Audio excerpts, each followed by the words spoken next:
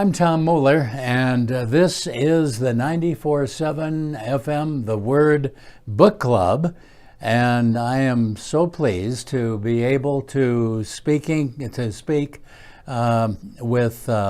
Paul Asay, who is an author and who I first met through Focus on the Family. Paul, thank you so much for being with us. It is my pleasure. Thanks so much for having me. You and I met through the radio as I interviewed you by phone with your work at Focus on the Family. And it's interesting to me that having talked to you about, I can't remember what the subject was. Do you remember? You do a lot of things. We were talking selfies, I think. Selfie culture, all of the things involved with social media and selfies. Yeah. And in that interview, I had no idea that you experienced depression, which would say to us that in the normal conduct of our lives, we run across a lot of people and we have no idea that they may personally experience this or experience that, correct? I think that's absolutely right. I think, obviously when you're talking about mental health, mental illness, there are times when you cannot hide it, when you are just so damaged, when you're so in such difficulty that there's no way that you can conceal it from people. But I think for people like me who deal with mild to moderate depression, we get pretty good at just moving through our lives and often faking it, if you will. I think that oftentimes there is this element where we feel like we need to fit in, we need to push forward. And I'll be honest, I think that not everybody who is depressed all the time. It is one of those things where you can encounter these periods of depression, but oftentimes you can move out of those and into a little bit more normalcy in your life. And the reason why I bring that up is because you have written a book called Beauty in the Browns, and toward the end of the interview I want to describe why you chose that title, because it's a great why, it's a great reason. It's Beauty in the Browns, Walking with Christ in the Darkness of Depression by Paul Asay, written by Tyndale House, or published by Tyndale House. And in this book, you point out, from the get-go, that you have experienced a life of depression. Yeah. It really began when I had dealt with anxiety, and often depression and anxiety go hand in hand. And really throughout most of my adolescence, I had been a fairly anxious child. I sort of moved into what I would consider more depressive episodes when I hit college. Lots of changes, lots of things that I go into the book that sort of filtered into why that sort of triggered. But yeah, I think that I have spent my life dealing with it, my adult life dealing with it on one level or another. And I think, like with most people who go through periods of depression periodically, it can be sort of a lifelong journey. Now, there are people who have depression. Once they have a depressive episode, it's really severe, they go through a few weeks of really difficult times, and then it never comes back. But for some, it comes back every now and then. And sometimes you don't know why. There's not even necessarily any trigger that pushes you into that space. It can be as mysterious for the depressed person as it is to anybody else. So yeah, it's something I've dealt with for quite a while. So in this book, you detail your own situation involving depression, and yet you express it humorously in inappropriate ways, often self-deprecating observations. interwoven through your experiences of depression, which are really quite refreshing. And as I read the very beginning of the book and the testimonials,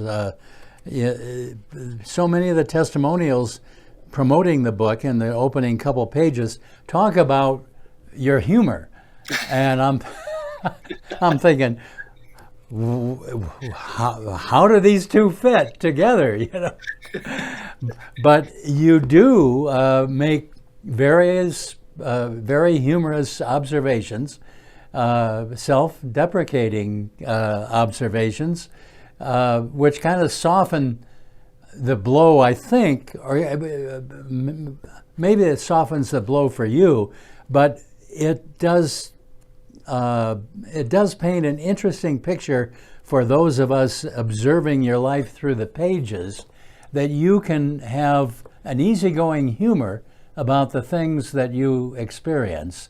That is, I guess it really gives us a sense of normalcy in your life, if I could put it that way.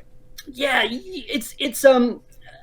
I'm glad that you found it humorous. You never know whether the humor is going to work or not. One of the things about depression and about mental illness is when you take a step outside of it, some of what happens to you, some of what you feel, some of what you do can look a little bit ludicrous, you know? And that was something that I was aware of even as I was going through these really, really difficult times. Is you see these moments where you feel this is not the way it should be, and humor is always predicated on just things that are not quite what you expect. But I did want to bring in, as much as I could, an ability to bring a sense of normalcy, as you say, about what depression is, because I think that it can be such a heavy topic, you know, a very heavy topic, and you want to make it, for people to want to talk about it, you want to be approachable, you want to be able to deal with the topic head on. And I found in my own life that when there's something pretty difficult that you need to talk about, when there's something really serious that you need to talk about, humor can be a good gateway to opening up the conversation. And so I did try to bring a little bit of that into the book when I could. And it's very engaging humor, absolutely, very engaging humor. So I would just say that this book is a very personal book, right? It is. It is. Yeah. It's a very personal book. Honestly, it was very, very hard to write. This was a book that I've written other books before, and I deal with the world of media, movies, entertainment. Those are kind of fun things to write about. When you're talking about your own personal experiences and really kind of laying bare some of the things that you've gone through, some pretty embarrassing things that you've gone through, that's a different experience. And it brought back a lot of really painful times, and you kind of relive those painful times as you write. I tend to process a lot when I write. When I review a movie, I review movies for a living. When I review a movie, oftentimes I don't know what I think about the movie until I sit back and I start typing the review. And in the process of writing this book, it was almost a cathartic experience, because I was able to, through the writing, sort of explore what I had gone through, and maybe what I had learned in a way that I had not done before. It can be a huge catalyst for me to sort of think about some of these issues. But it was a hard book to write. It definitely was. Now, you said that you have expressed or experienced depression from an early age. It kind of took off on you while you were in college. Are you constantly depressed, or do you experience depression in and out, or do you experience depression triggered by certain experiences, or You know, how would you characterize it? it's a great question, and that can be a little bit difficult to answer. I think that when I was diagnosed as depressed, it was actually in a period where I wasn't really feeling that bad, but I was categorized as having mild to moderate depression at the time. My severe modes of depression are much more serious. But I would say that generally speaking, it sort of ebbs and flows with me. What you need to be aware of is that depressive episodes, they usually contain a lot of warning signs. You know, you find that you're not sleeping as much, or that you're sleeping way too much. Your eating patterns change. You feel irritable. You feel obviously hopeless, like there's very little hope. You often feel as if you want to harm yourself. These can all be warning signs for a depressive episode. And you need to have several of those signs sort of stacked up on top of one another for a doctor to say, yes, you are dealing with depression now. By that measure, you know, I do think that it is much more a season of my life where I have experienced depression. Like, I wouldn't categorize myself as depressed as we sit here and talk. Mm-hmm. At the same time, I do think that there is. I categorize it in the book as a little bit of a film that goes over my being. Right. I think that I tend to look at things a little bit more morosely. I tend to be a little more introspective, contemplative than I think the typical person might be. And you do feel just sort of that sense of haze, that I'm not experiencing life as clearly or as sharply or as colorfully as I would imagine that maybe some people around me can experience. That actually leads, I think, into my relationship with God. You know, I think that sometimes that can feel more distant than it seems to feel for some of my coworkers and friends who just can feel that love and the power and the glory of God throughout every day of their lives. That's not my experience, and I think that that's partially just because of sort of the way my brain is wired. Does your humor give you relief from your depression? It does. Uh-huh. It really does, because I think that when you're able to laugh at yourself, it it helps to put things in perspective. You know, I think that laughter is one of the gifts that God gave us. I Mm. think it can help put things in perspective. It can help us remember the joy that God wants us to feel. Um, and yes, I think that laughter really does help. That ability to just poke fun at yourself, where you're not taking yourself so seriously, can really help in in these seasons of depression. Um, because when you are depressed, you are very introspective. You are very focused in on yourself.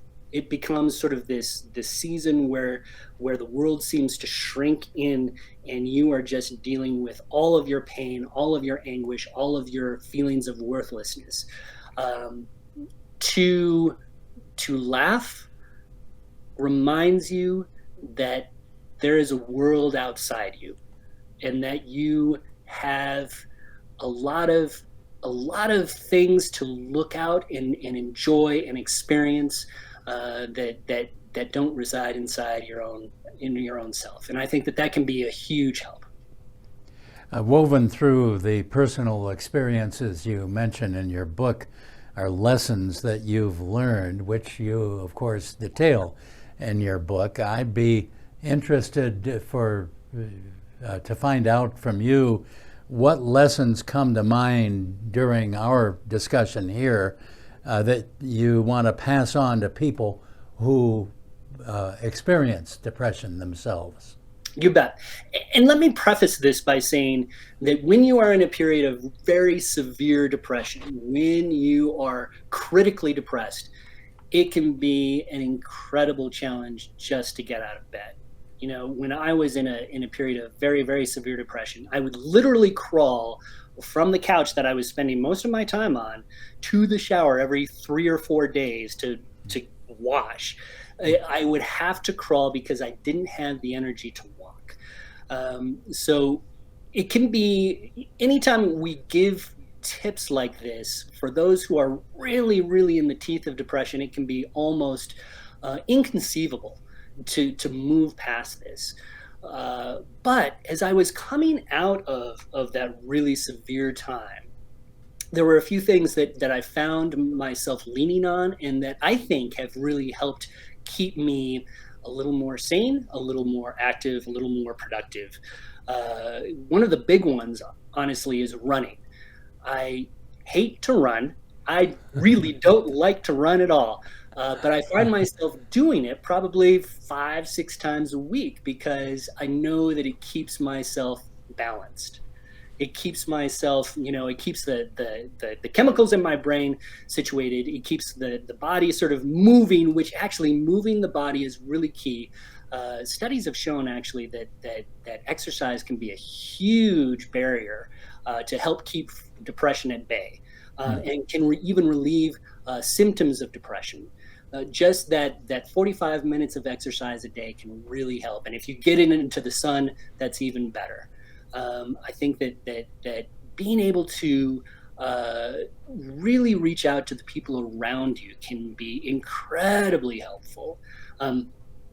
As I mentioned earlier, depression can be very isolating. You shrink inside yourself. You tend to push everybody away.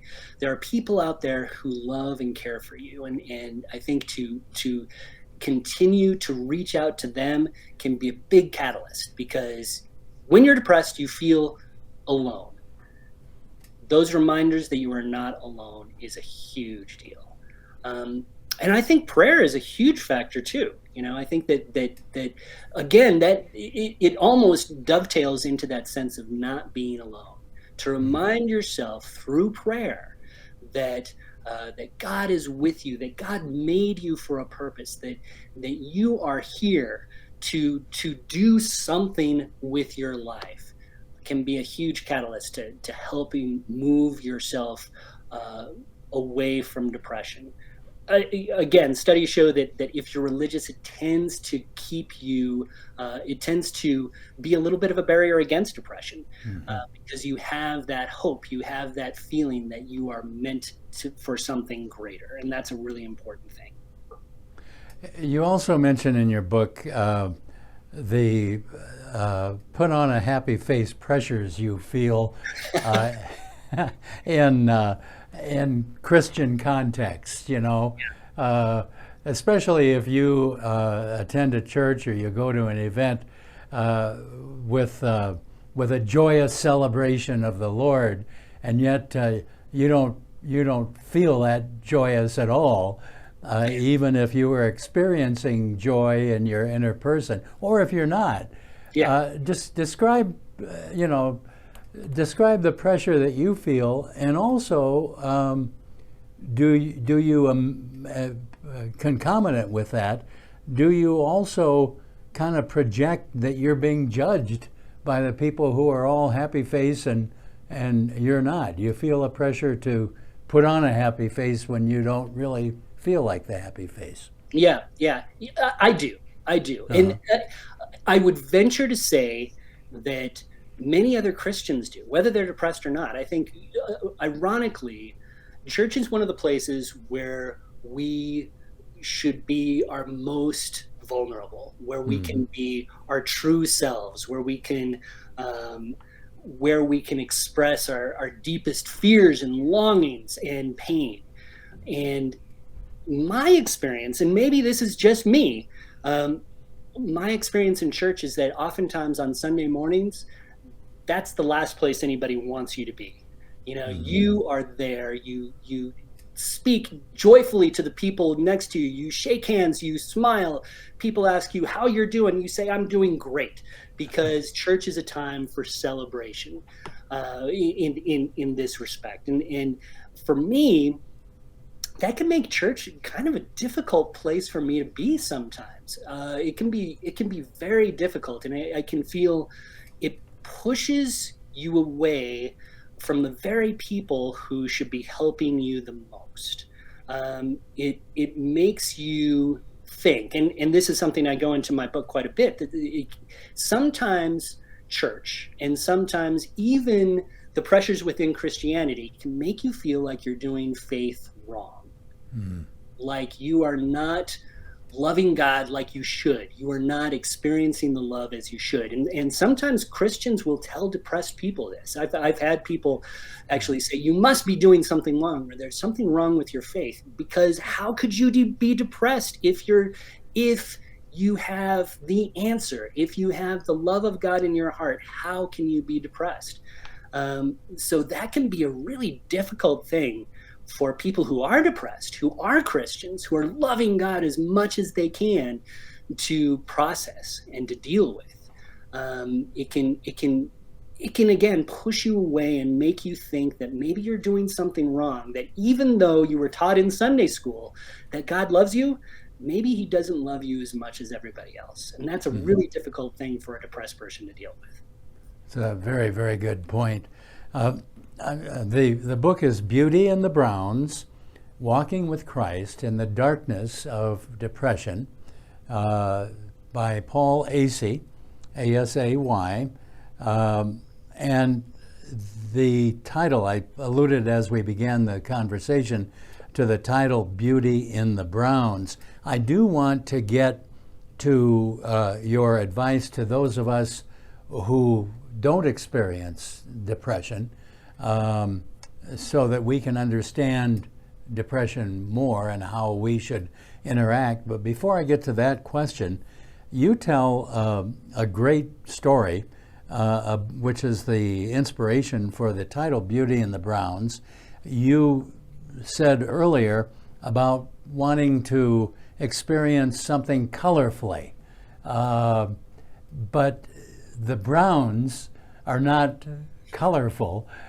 Tell a story it's in the book, and you close with a story, but it really is very poignant, and it tells us what inspired the title of the book. Yeah. So when I was a teenager, we live in Colorado, and there's a part of Colorado, the San Luis Valley. It's very dry, very cold. My parents grew up there in a town called Alamosa. We went down to visit my grandmother down in Alamosa. It was November or February or something really bleak and cold. My dad wanted to take a walk. Now, we went out into these open fields. There was trash in these fields. Everything, because of the season of the time of year, was dead and brown and just ugly as all get out. It was cold. It was miserable. And as I was walking, I thought to myself, why is my dad taking us on this walk? And just as I was thinking that, my dad turned to me and he said, man, isn't this beautiful? Isn't this beautiful? Look at all these browns. And at the moment, I kind of laughed. I thought, okay, my dad has finally lost it. But my dad is an artist. He has grown up dealing with texture and color and all that sort of stuff. He was able to look at this landscape that I saw as just dead and brown and hopeless. And he saw the textures. He saw the variations in the brown. He saw this really subtle beauty that I wasn't able to see. And when I think about my journey through depression, that's sort of how I process it. That's how I think about whatever benefits I have been given. It gives me the ability to, I believe, to look at the world a little bit differently. I may not be able to see the color that some people do, the vibrancy, but I think that I'm able to see a beauty that comes from just a different place. You know, I'm able to see the a little bit of beauty in the pain. I'm able to see a little bit of God's purpose, even in my journey through this really difficult time. And that's something that I'm really grateful for. I would never, ever, ever, ever wish depression on anybody because it can be truly, truly a heartbreaking thing to go through. Um, but at the same time, I think that that journey that I've been through has given me something that I wouldn't have had otherwise. And because of that, I don't think I would have traded my experiences for anything. So I would say to people who are viewing this or listening to it on the radio, if you suffer from various forms or degrees of depression, this book, Beauty in the Browns, will really help you discover beauty in the browns, the non-colorful parts of life. But for those of us who have not experienced depression, you have some tips also for those of us, and I want to read kind of a summary toward the end of the book on how those of us who have not experienced depression, Paul, can help. First of all, you say be there for them. Encourage as much as you're allowed to. And you know, I think that as much as you're allowed to is significant, especially for Christians, because we try to horn in on people with advice that they're not asking for. So as much as you're allowed to. You can't do it for them. That's another one of your recommendations. And don't lose hope. So give us some advice expanding upon that, or anything else for those of us who don't experience depression. Yeah. One thing that I would definitely say, you know, in terms of the tips, steer away from platitudes. Steer away from the idea that you can just cheer up. Just cheer up already. Pull yourself up by your bootstraps. Move out of this place. That it's a matter of will. When it comes to mental illness, you can be very willing, and yet for some reason, it's like trying to throw to throw a baseball with a broken arm. You know, there's something in your brain that keeps you from doing that. And when you're not familiar with mental illness, when you're not familiar with depression, that can be a very difficult thing to understand. So steer away from those platitudes. But when it comes to helping, I really do think that the biggest key is that first one, being there. We've said it a couple of times in this interview, how isolating depression can be. I have compared it to being stuck in a prison cell, you know, where maybe 20 feet above you there's a window where you can just barely see the sun. Sometimes you don't have a window at all. You are locked in this room, and there is very little ability to move around, to actually do anything. And the thing about depression is, I think a lot of times those of us who are depressed, we feel like we deserve to be there. We deserve to be in that cell because we have no value. When you are trying to love somebody through that situation, it can be incredibly frustrating, incredibly difficult, because it doesn't seem like you're making a difference. You want to fix things, you know. As you say, as Christians, I think we want to fix things. That's the way we're built, and that's a beautiful part of us. But at the same time, the only one who can really, truly take the steps to betterment is the depressed person themselves. You can't fix it. The best thing you can do is to be there. Be there outside that prison cell. Make sure that they know that you're there. You don't have to have the perfect words. You don't have to know the right thing to say. But to say, I am here for you. You can talk with me. I will not leave you. I think that that's really a key, because the idea that even when you are depressed, you feel so unlovable, so undeserving of love. to know that somebody is there with you and that you are not going to leave them no matter how difficult the situation may be, that can be a huge first step on a way to getting out of that place. The book is Beauty in the Browns, Walking with Christ in the Darkness of Depression by Paul Asay, published by Tyndale House. And tell us where people can get a copy of that book. You can get it online still. You can get it at the normal places that you would get it at Amazon or whatnot. Focus on the Family. You can get it at Focus on the Family as well. So yeah, if you are dealing with this, hopefully the book can be a little bit of a help, and hopefully it won't be too painful to read. It can be a difficult journey, and I'm not saying that my experiences can help everybody. But I do think that perhaps we can just sort of share some of these stories and figure out a way to muddle through together. And boy, is that the key, because you make no secret of the fact that it's a mystery to understand depression. And what you're doing is sharing your part of the mystery and what you've discovered. But ultimately, like the rest of life, you muddle through it.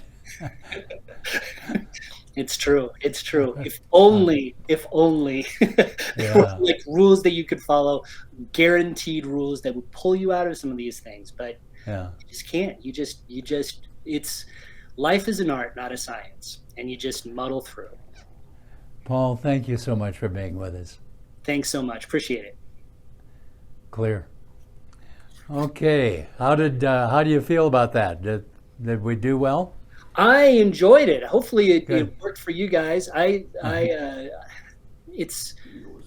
do a very nice Okay. job. You do a Oh, very well, nice thank job. you. So And thank you very much. and our producer just leaned around the screen and said it was very good. So Okay. and I know him.